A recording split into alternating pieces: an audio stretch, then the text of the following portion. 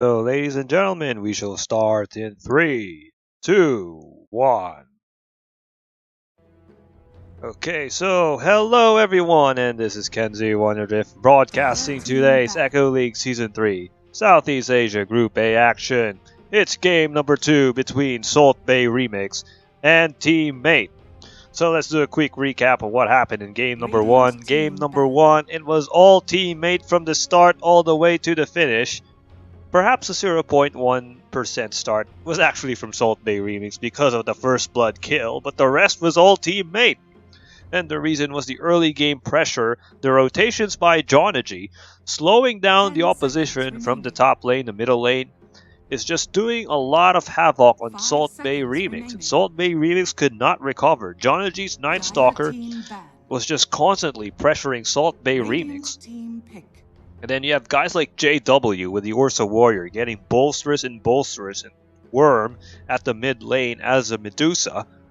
And then you have Nemesis, who is constantly being left alone by Saltbae Remix because of the fact that Jonagy's overall impact by rotating through the top and the mid lane is just forcing Saltbae to just focus their attention on the top and the mid lane. That their carry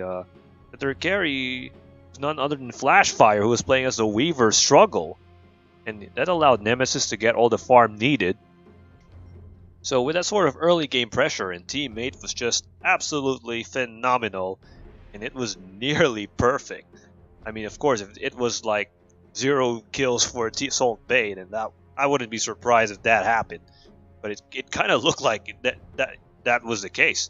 So let's look at the bans for both teams. Saltbae Remix banning, of course, the Nature's Prophet, a potential split pusher, anti-mage out, no hard carry that could easily pick off someone from the back lines, and the Earth Spirit, the sort of team composition hero.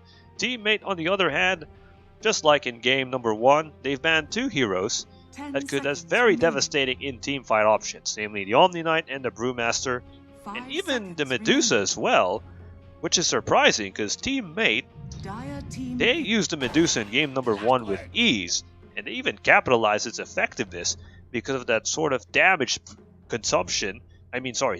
dealing that it provides. So of course, if you look at the 2 picks for both teams, Saltbae going with a Nyx Assassin, Teammate counters with a Clockwork. Of course, Nyx Assassin is one of the best roaming support heroes. Like, we've seen Nyx Assassin use a sort of mana drain skill or mana burn skill by roaming around and pressuring the mid lane hero. That normally happens, and Shadow Shaman is deployed in the battlefield.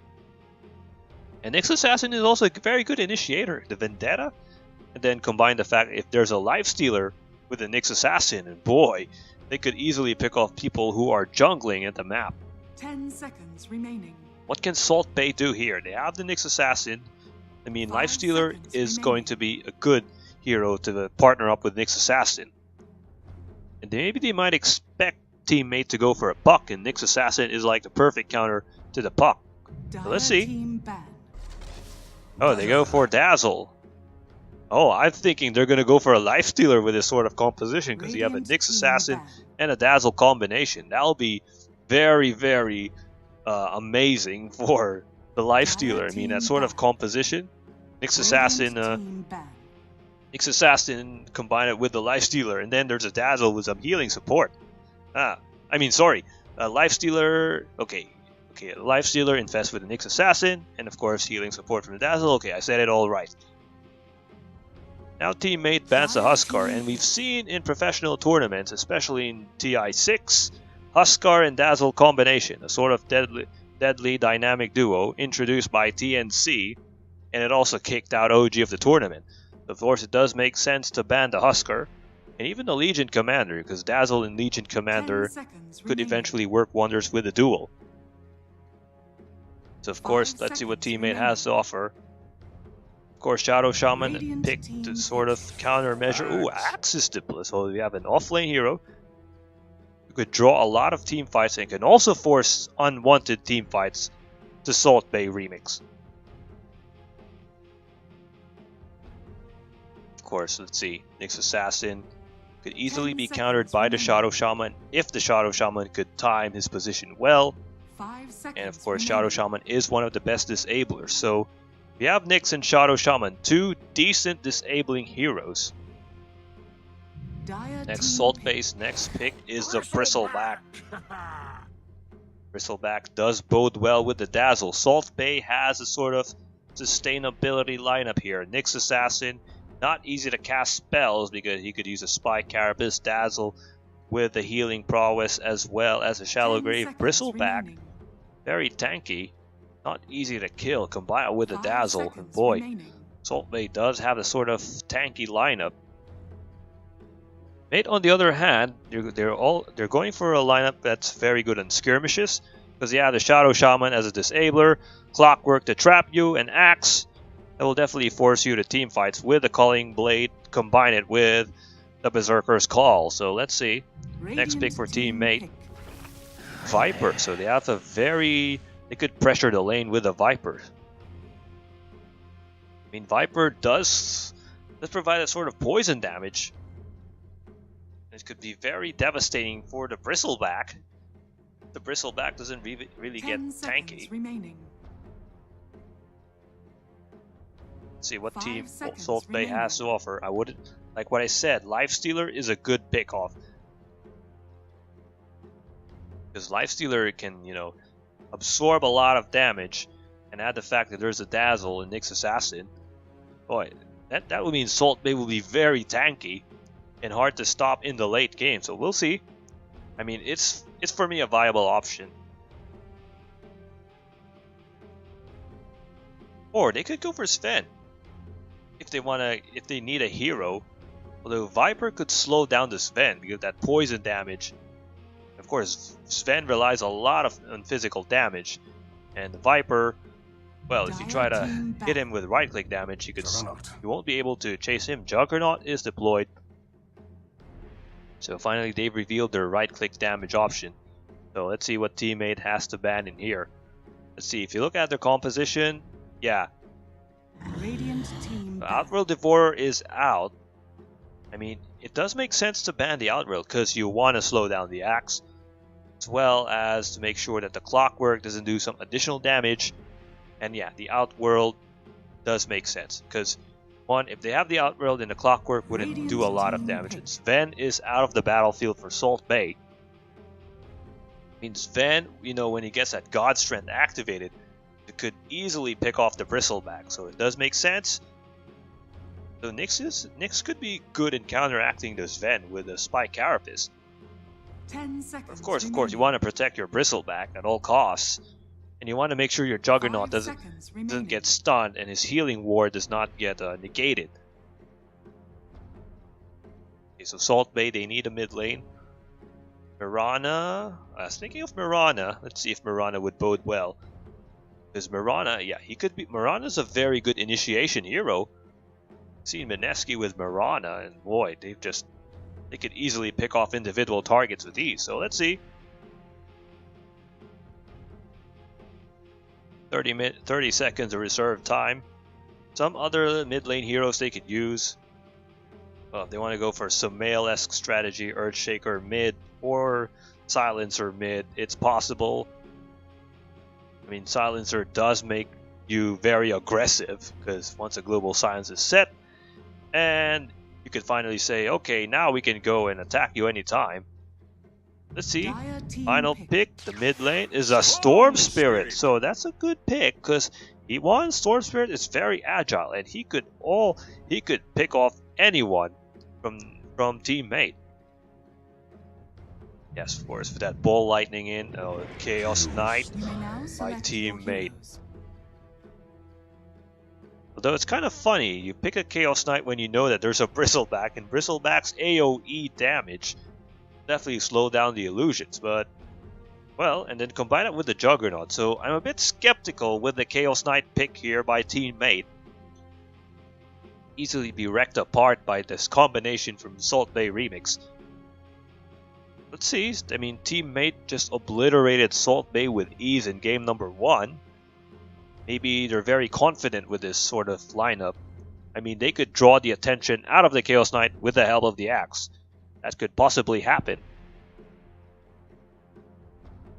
Of course, the big question mark is, will that fiasco by Saltbae Remix in game number 1 happen? Let's see here in game number 2, and let the games begin.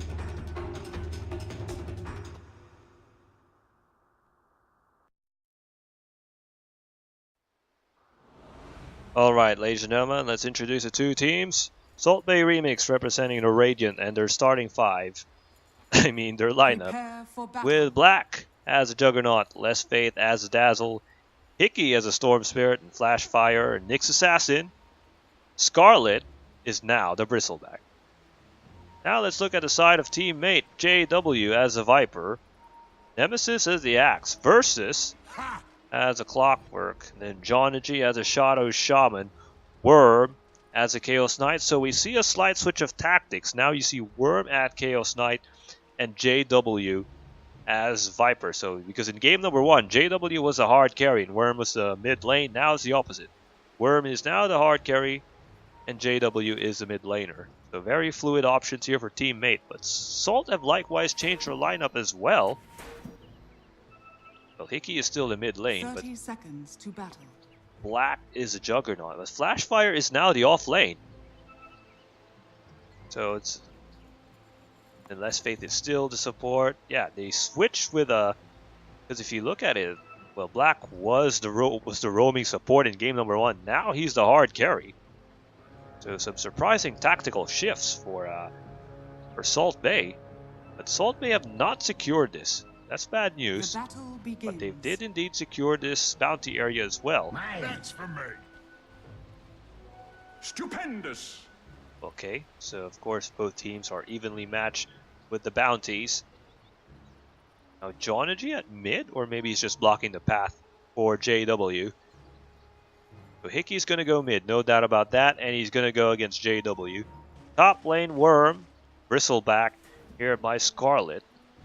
Now it's a 2-on-2 brawl here in the mid lane. We have Less Faith poisoning Jonagy, JW doing as well to Less Faith. So yeah, the sort of lane pressure that Viper possesses, it could slow down Hickey as well as Less Faith. Bottom lane we have Nemesis and Versus against Flashfire and Black J.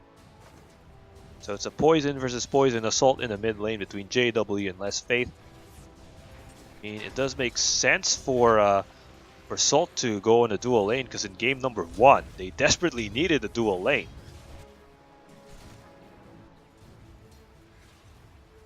Of course, a top lane situation. This is not a good matchup for Worm, because like what I said, Bristleback is like one of those heroes that could slow down the Chaos Knight, and here comes Jonagy.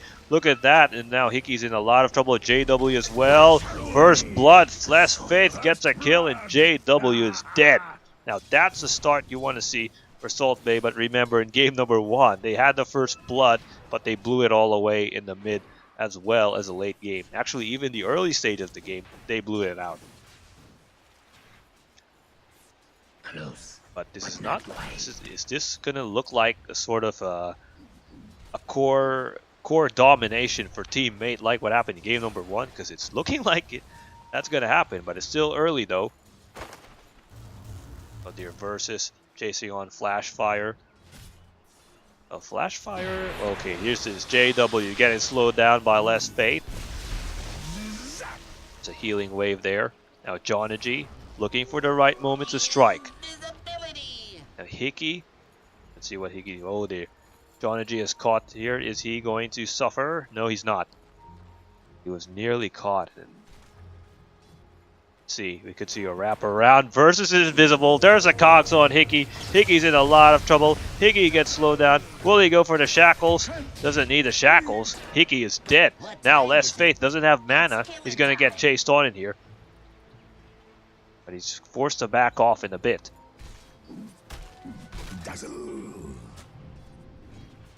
Just even the Sentry Ward, it does indeed provide a sort of option. Just to negate the impact of...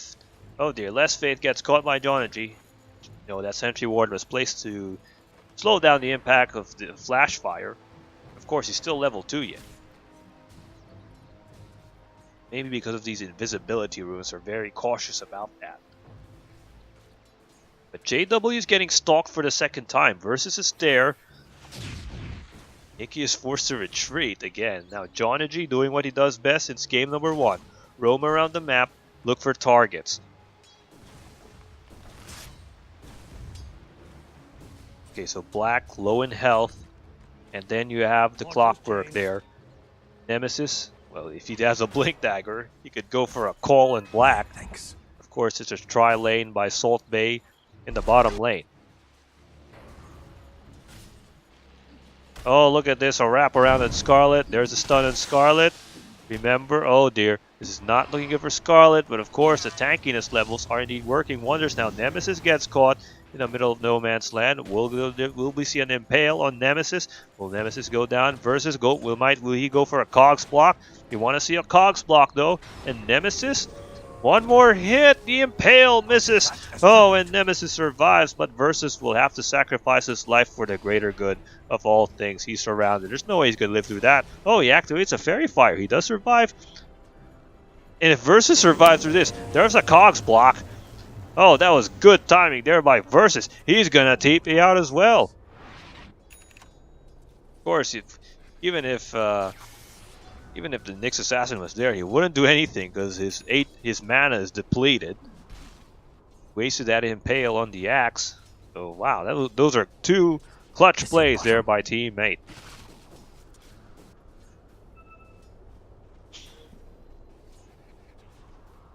And look at this, Jonagy. Okay, Jonagy is just stacking up the creep camps. Scarlet slowly being slowed down by Worm. Now, of course, the big concern is if Worm gets all the necessary items in the late game, then of course it would be impossible for Scarlet to stop him, even though Scarlet did pick a hero that could slow down the overall progress of the Chaos Knight. But so far, it's he who's being slowed down. Just look at the last season ice. Just like in game number 1, the core heroes of teammate are just really doing a lot of impact in this game. And now Hickey with a haste rune, but he's going to get slowly poisoned as well. Look at Worm on the offensive. He's already level 6. Scarlet is still stuck at level 4. So far, he's not going to go on the extreme offensive yet. He still doesn't have the Phantasm. There's a Reality Rift on Scarlet. Scarlet will get slowed down. Jonagy is doing what he does best. Oh dear, Nemesis gets killed by Black. So now, if you look at this sort of approach here by Saltbae, Saltbae is playing very cautious. And they are playing way better than that in game number 1. Because game number 1, 6 minutes, they're constantly being wrecked apart. Scarlet gets caught by the Reality Lift as well as the Shackles. Versus with a cogs block. Oh, he goes down. Scarlet is dead. So Hickey, let's see, he does have the Lightning Remnants. Still waiting for that Electric Vortex with the Aghanim Scepter. Could deal a lot of damage in team fights. But of course, Worm getting constantly farmed up. Even Nemesis getting constantly farmed up as well, even though he was killed by Black. I mean, he's already 29-0. Hickey's still stuck at 24-2. Now JW slowed down by the poison, but he still manages to survive. Here comes a counterplay, a potential counterplay. Now Hickey. So far, most of the action are happening in the top and the mid lane. Bottom lane, well, we've seen Nemesis get slaughtered. Now Nemesis is chasing Black, intimidating him. This might force Saltbae to go on the rotation, which is happening with Flash Fire. There's Nemesis drawing a lot of attention with the Berserker's Call. He's gonna sacrifice his life for, let's see, Fairy Fire activated. Will Nemesis go down? But Versus might go for a cogs block, but he was stunned in there. Now Hickey, will he Lightning Bolt forward? No, he's still level 5. He's not yet level 6. No cock block. Hauling Blade in the clutch moment. Nemesis gets a kill on Black J. And in return, boy, Scarlet gets shredded apart by Worm.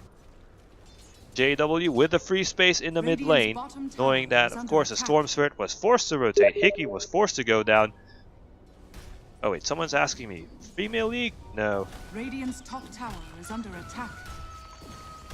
Well, just Just gonna answer someone with an inquiry.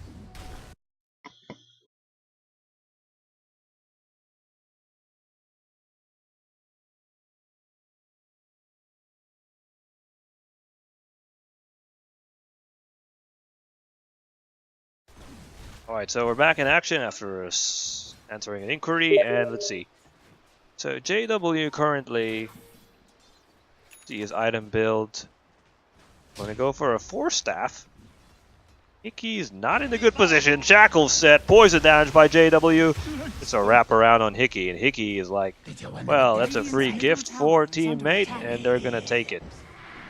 And Scarlet as well with the reality lift by Worm. Things are not looking pretty okay yet for Saltbae, although they play much better now in game number 2. His teammate are just very patient. I mean, both teams are very patient. I mean, I was expecting Jonagy to go aggressive, but of course, if you look at it, Shadow Shaman doesn't have that sort of move speed as a Life Stealer. Now Nemesis gets caught in there, ball lightning there by Hickey. But Versus does live, but Nemesis dies. That's a huge kill there. There's a Cogs block. Oh, I like the Cogs blocks by Versus. He's just stopping anyone. And look at this. He's gonna escape anytime soon. He does escape. I mean, Flashfire was in a wrong position, and Hickey doesn't have a sort of stunning progress. It doesn't have sort of mana. Now the mid lane, the mid tower is under siege. So a reality rift on Scarlet. But Less Faith is there as sort of backup option. There's the insurance policy with a poison by Less Faith. Okay, so Jonagy, like what I said, has not really been aggressive in rotating. So it does make sense because if you look at it, he doesn't have the move speed of a Night Stalker. I mean, game number 1, his Night Stalker was just brilliant. Now, he's just a bit slow because, well, like what I said, he doesn't have the movement speed, but he's making a good impact in the game. Because if you look at it, he's slowing down the Saltbae remix as Black gets another kill on Nemesis. So far, Nemesis in game number 1 has just getting all the necessary kills. Now in game number 2 is a bit reckless. And this could work wonders for Saltbae if teammate constantly gets very, very reckless in the offlane spot. Of course, the tier 1 tower in the mid lane is under siege. Structures are fortified. Going to be a good deny. Now Black on the offensive. Black getting all the necessary kills there, but he gets poisoned there. But remember, yeah, he does have the dazzle support needed. But JW going on the offensive. But it's 4 heroes by Saltbae in the mid lane. So of course, if you're mate, you're forced to back off in a bit. Of course, that gives space for Worm to just constantly rack up.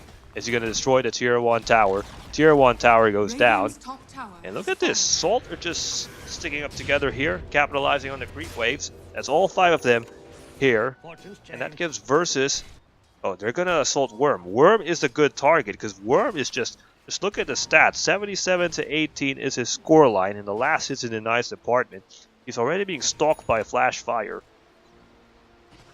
Okay, so let's see.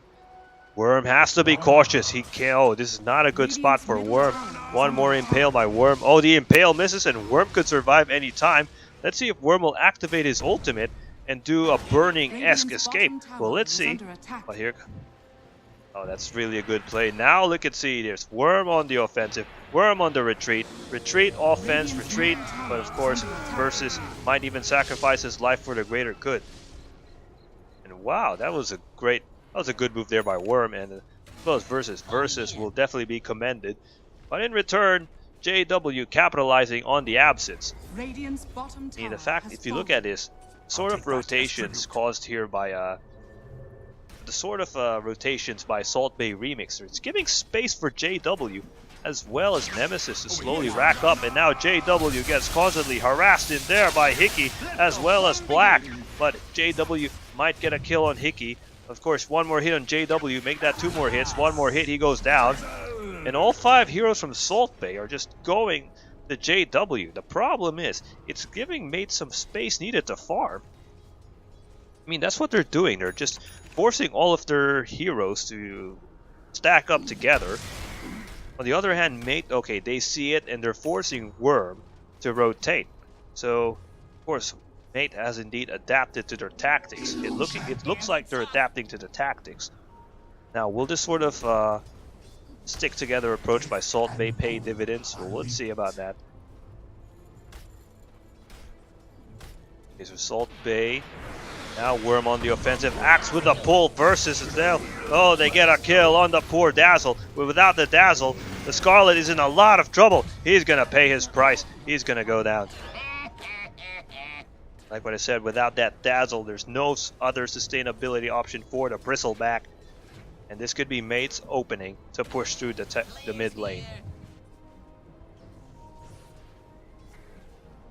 It's a Worm already level 11. If this Phantasm goes level 12 or level 2, goodness, how do you... That would give more pushing prowess. Radiant's middle tower is under attack. Now the mid lane is under siege. The tier 2 tower is under attack. Worm goes for Phantasm on the offensive. Scarlet is caught. Rocket launch barrage. Black Jay together with a whirlwind. And here comes a Cogs by Versus to create that sort of space needed for teammate. Oh, look at that. Blocked there by the Dazzle to make sure that the Culling Blade doesn't do an additional impact. Jonagy sacrifices his life, but they get secure the tier 2 tower in the mid lane. Now Flash Fire stalking through Worm.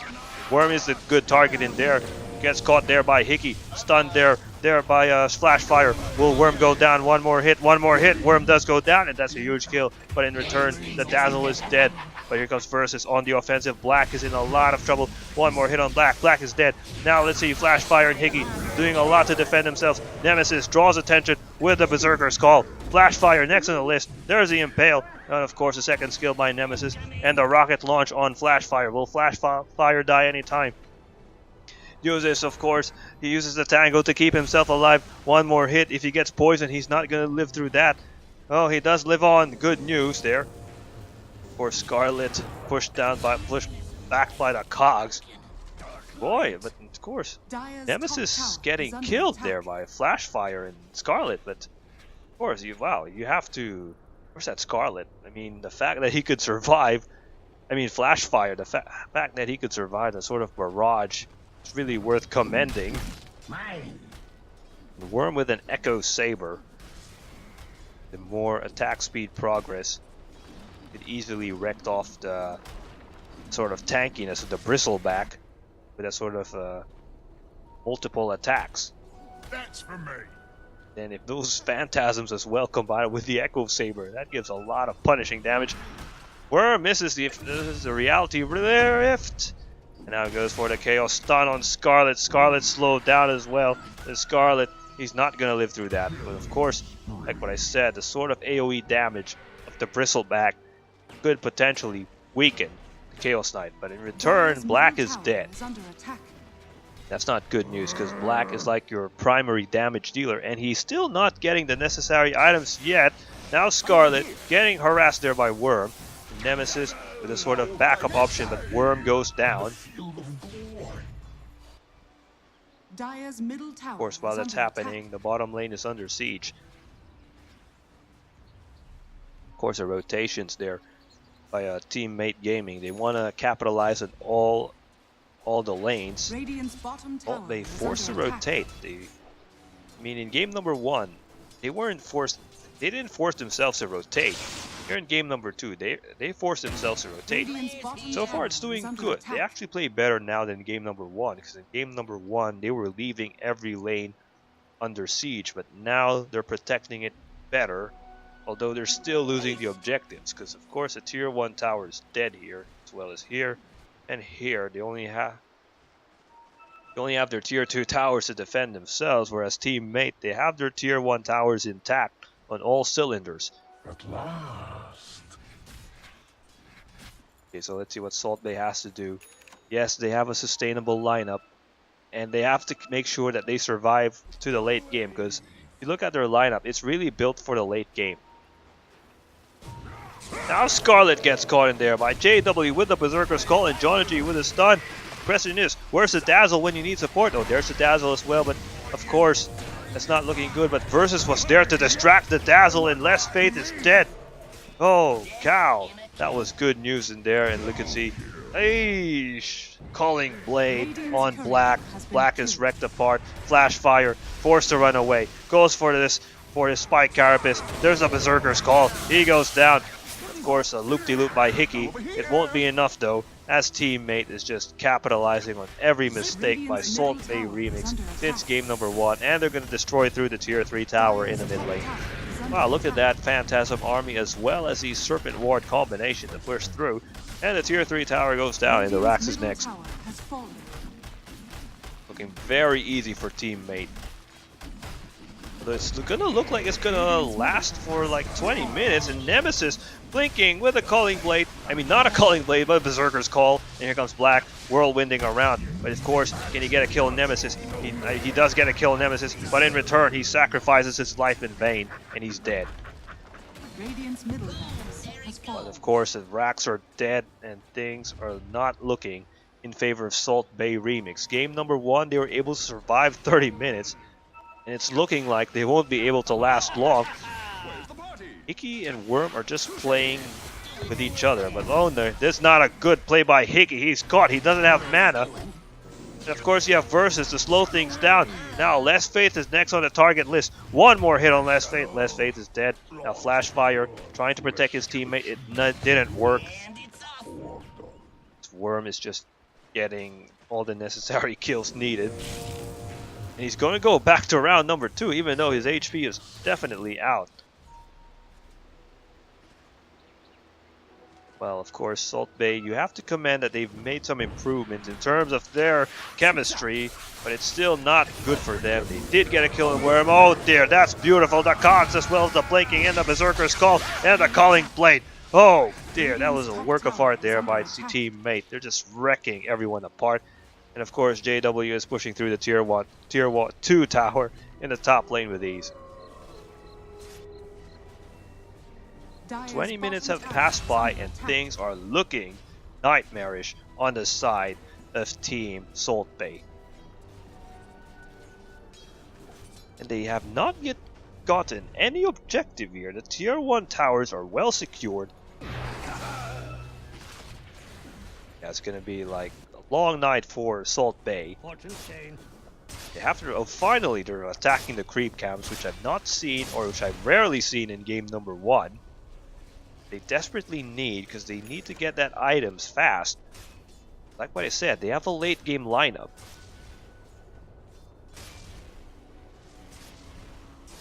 Okay, so JW item check, he has a Hurricane Pike.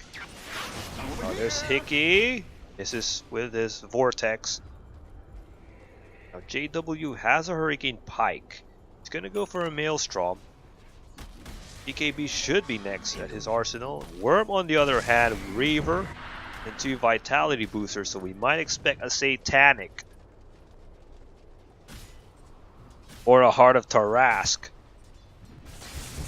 It does provide that sort of tankiness on Chaos Knight, and of course we've seen how Raven plays the Chaos Knight in TNC. I mean, boy, the fact is that if that Chaos Knight gets all the necessary farming items, then he's a threat to be reckoned with. Radiant's bottom shrine is under attack. Yes, the shrine is under siege, and Saltbae going very passive as of this moment. They don't like to overcommit. So far, Saltbae has yet to take an objective. Radiant's I think their bottom only shrine option right has now is that, fallen. wow, they're very under-leveled. Radiant's Black bottom is tower is under attack. still at level 13, whereas Worm, well, actually Worm is at level 14, so it's pretty evenly matched Radiant's in terms of bottom leveling. tower has fallen. In game number 1, it was an absolute level gap on Saltbae Remix. So far, they've managed to keep their heads up here, and oh boy, it's not looking good here. Oh, or not, it's too early to decide yet. Let's see. Pressure by JW is just too much. The damage, oh my goodness, the blinking in the call, and the call is just too much. And look at what Versus is doing through the back lines. He's just creating a lot of havoc of death. And he's just messing around. And Nemesis, boy, that timing was perfect in there. And now Scarlet getting assaulted there. Gets pulled by the shackles by Scarlet. And look at these Serpent Warns doing damage as well. The Phantasm Army, the Illusion Army is doing it. The Rax is under siege. Everything is under siege. teammate are going to capitalize on the objectives with ease. They secure the racks. Radiant's bottom And tower Salt is have under already attack. conceded. They've already raised a white flag. It's already GG. Or maybe that's not yet official because it's just gay. Okay, I'm not sure. Yeah, it's already official. Saltbae Remix have officially surrendered. It was a miscall. Okay, this was a miscall there by Saltbae, so I was a bit confused with that. So it's not gonna. There's still a last stand in there, but will it be a last stand? Because Nemesis just blinked in, goes for the call, breaks apart Black J. Juggernaut was forced to buy back in here, but JW, look at that right click damage, just absolutely too much versus there with the cogs to block things out. But this could be a sort of countermeasure. Now Nemesis calls everyone in his path, calling everyone, calling Blade. Oh dear, he's dominating. Someone stop him already, please. Oh, look at this Nemesis. Oh, look at that. He's just blinking in the middle of no man's land. He's just killing everyone in his path. Flashfire is next. Dazzle forced to go with a buyback. Flashfire, one more hit. There's an Omnis Slash, and I've finally seen an Omnis Slash after numerous millennium. And Worm with little HP left doesn't even seem to care. He's just going on the offensive, and Jonagy there. Oh my. Whoa, Black J was just shredded apart with ease, and of course, that third passive skill is just Radiant's doing a middle lot tower of is damage. under attack. Look at this teammate, they're just Radiant's pushing through the middle tier tower is 4s. falling. They want to end it. They're not even focusing on this tier 2 tower in the top lane. They're going through the throne already, and the crown is under Radiant's siege. middle tower is under attack. And Saltbae Remix are not giving up. They're not even saying GG. Okay, there's a pull there. The Vortex is set. Worm might go down, but Nemesis with a counterplay. Calling Blade set. Oh my.